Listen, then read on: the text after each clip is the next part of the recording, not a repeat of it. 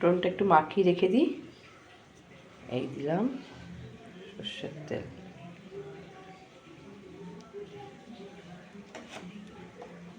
দিলাম হলুদ গুঁড়ো, দিলাম লঙ্কা গুঁড়ো,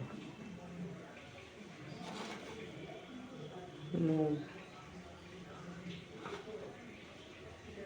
জিরের গুঁড়ো, ধনের গুঁড়ো দিয়ে মটনটা একটু মাখি, হাত দিয়ে মাখলাম। যতই হাতা দিয়ে মাখি, হাতে মাখার টেস্টই আলাদা। আর বাটা বুটি কিছু দিলাম না, ওটা কষাবো। তুমি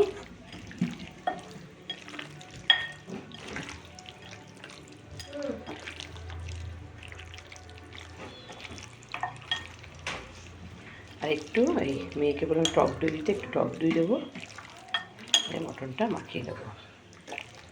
একটু টক দই দিয়ে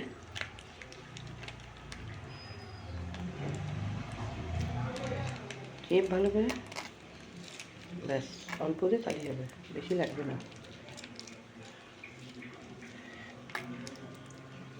বেশি নিইনি, 1/2 কিলো নিয়েছি একবেলা, রাতে একটু নেমন্তন্ন আছে।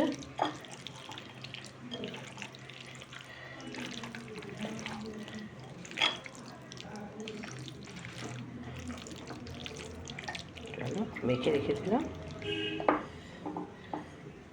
একটু লঙ্কার গুঁড়ো দেবো কষানোর সময়, লঙ্কায় মেখে রেখে দিলাম।